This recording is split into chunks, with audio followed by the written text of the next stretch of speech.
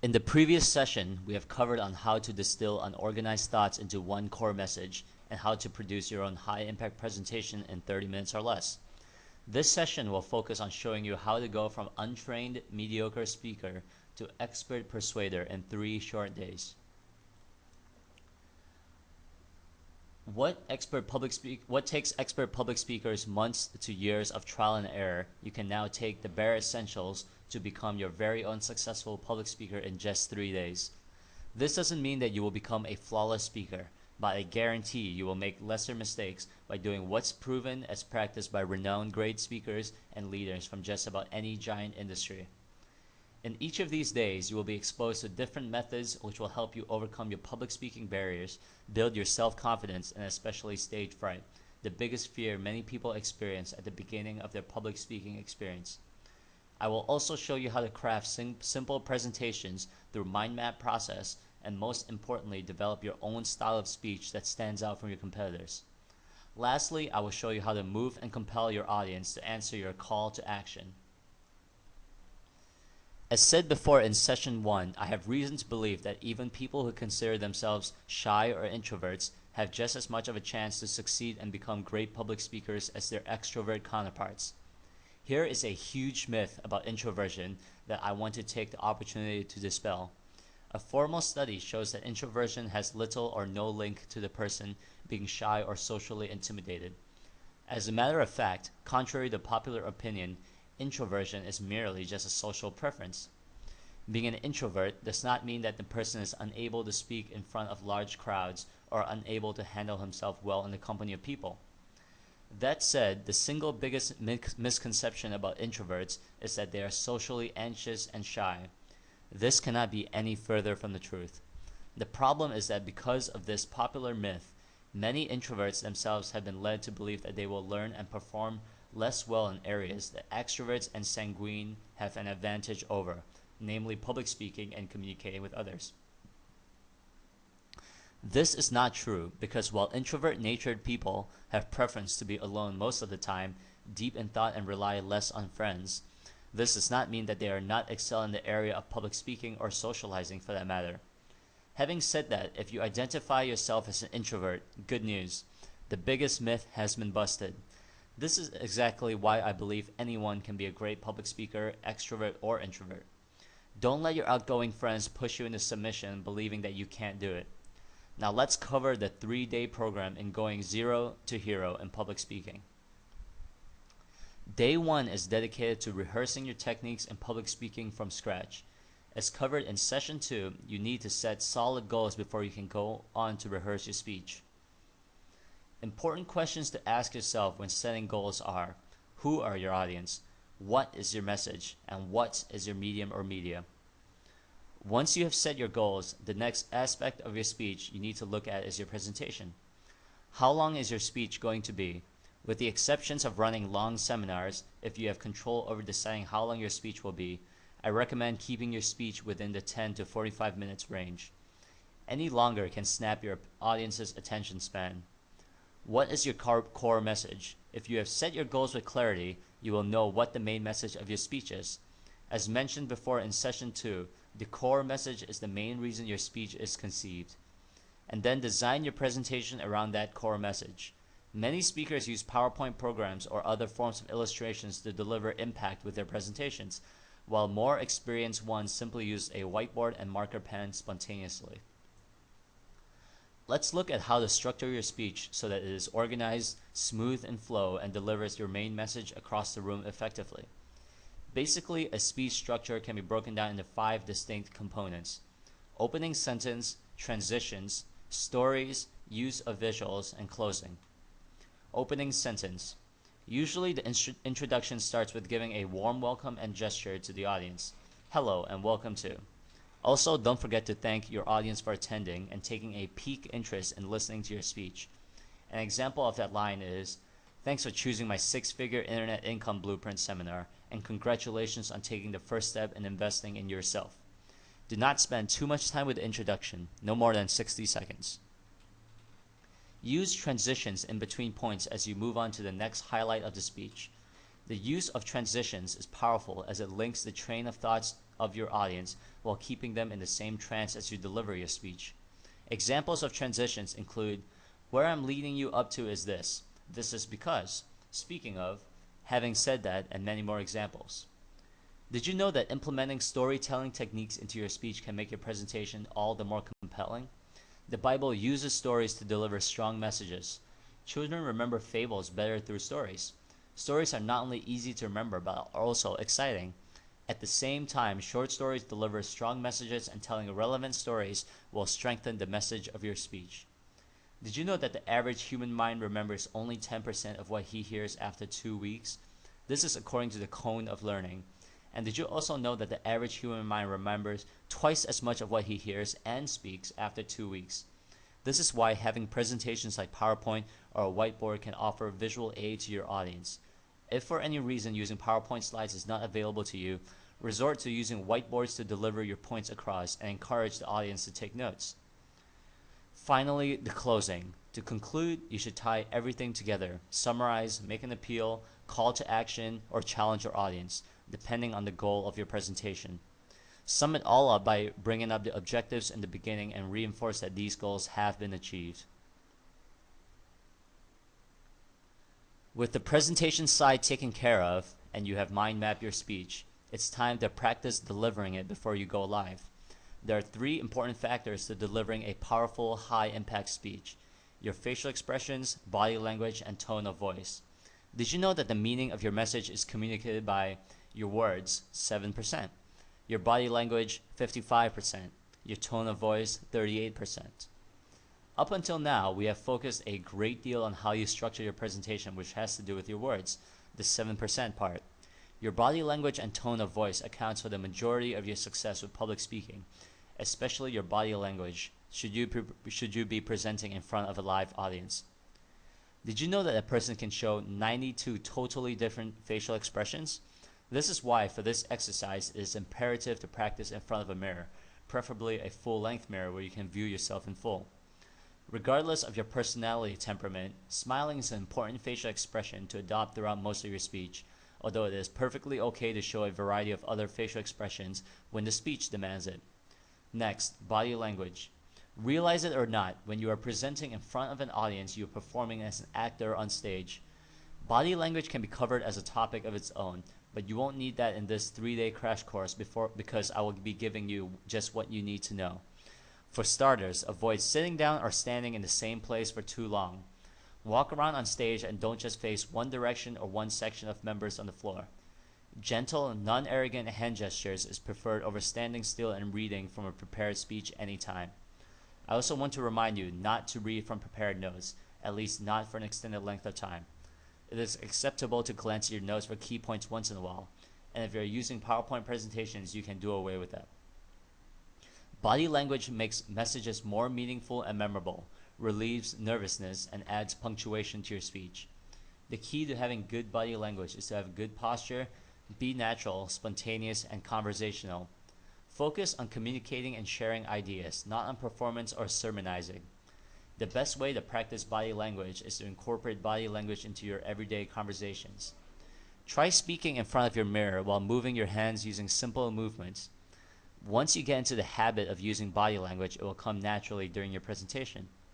Now, your tone of voice. The ingenuity of your intentions is above all, because if you speak with conviction, you will naturally speak confidently. Speak loudly and clearly. Do not mumble. Amateur speakers often make apologies, and this is one school of thought I want you to go against the grain. Do not apologize to the audience, even if you make a verbal mistake. If you make an error, correct it and continue. Also, avoid using complicated jargons or buzzwords that only a few people know. The best litmus test is to ask yourself whether a 10-year-old understands the word you plan to use. If you think so, go ahead. If you think otherwise, discard the word and use another word that's easier to understand. Remember, your speech is rendered useless if people don't understand what you speak. You might appear smart, but your message fails to deliver. Your tone, pitch, and volume should not be too loud or too soft to prevent yourself from sounding too aggressive or too timid.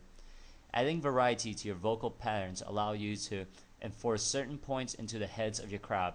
For example, never, never, never give up. In addition, a well-timed pause can effectively dramatize your ideas, provide emphasis to certain points, or induce anticipation in your audience. Some good uses of pauses include pausing after a joke to provide emphasis, or pausing after being introduced to give your audience time to focus back on the presentation. When practicing, smile and practice out loud even if you're not talking to an audience. It helps build confidence and create the atmosphere of the actual public speaking. Practice posture by standing up straight. It helps increase energy and enthusiasm. Now let's go for a field exercise. Move away from the mirror after you have done ample exercises to self-evaluate. Get your family member, close friend, or spouse to be your mock audience. Let them know you are practicing your speech and get their permission to spend some time with you so you can improve yourself. Gather input from them after a short practice session. Don't worm your way out of this exercise because eventually you are going to be speaking in front of a crowd larger than this. Reflect on your flaws and qualities which could use improvement. Ask your mock audience to be very critical. You want to be able to learn from all your mistakes, big or small, before attempting to deliver the live presentation, when results and feedbacks can be a lot harsher and possibly unforgiving. Day 2. Incorporating style and humor. One common trait among great presenters is that they have their distinct style and personality. Style makes your pitch memorable and injects personality into your talk, thus keeping your audience excited. Judging from your style, you can either excite your audience or put them to sleep. Therefore, you should be focusing on conveying your style in the most exciting manner as possible. Telling your own stories is a good way to expose your audience to your style, and it gets people to relate with you at a more emotional level. Avoid monotone and copycatting speeches, especially if they are well-renowned. This is the reason why a lot of network marketers are perceived as copycats, or gain lower respect when overquoting from Robert Kiyosaki of Rich Dad Poor Dad fame. Dressing up is a good way to illustrate your style. By looking the part, such as by wearing a captain uniform or by sitting in a wheelchair, you can really impact your audience at an emotional level. Even if you are comfortable and dressing casual most of the time, dress professionally and make this the exception when presenting on stage. Wearing a coat, suit, or blazer makes you stand out of the crowd right away. People naturally develop an intuition and know who the person is in charge is when he walks into the room. That's going to be you. This is why you need to appear to have authority and not look like one of the audience. Stand out right away. Also, don't wear too much jewelry which distracts your audience. Stay away from colorful, distracting outfits and colors that blend into the background. Always remember that their main focus should be on what you are going to say. Keep neat and presentable. Style can be incorporated in many ways. For example, the success story hero. Speak of yourself as someone who overcame a huge obstacle in life. This helps establish credibility and inspire the audience. Be confident with your style. Be positively forceful and definitive. Indirectly, your style will help you to connect better to your audience and thus making them more likely to listen to you. Humor is a great way to get your audience's attention and liven up the atmosphere. If you want to use humor in your presentations, make sure that the jokes are original, relevant, and clean. Don't make fun of others. Don't use self-deprecating humor instead. For example, if you are a man of short stature, you might want to make fun of your height to illustrate a point as long as the joke is relevant to your material. If your jokes fail to make your audience laugh, don't be discouraged. Just say, "I'll remember not to tell that joke next time anymore," or "My mom thought it was funny." In the end of the day, just relax and have a great time. Your audience would not hesitate to loosen up seeing that you are enjoying yourself. Some hard and fast rules on using jokes though. Make sure you stick to clean ones. Do not share jokes that imply sexual, dirty, or offensive meanings. If you come from a multicultural background, all the more you need to be more sensitive to the various beliefs of your mixed audience. Also, don't make jokes at the expense of other people. Avoid use of vulgar words and profanity. And lastly, do not overuse jokes in your presentation. 1 or 2 will do. Moving on to day 3. Today is a new challenge. Today's challenge is to deliver a 5-minute speech, formal or casual, to a group of 2 to 4 friends.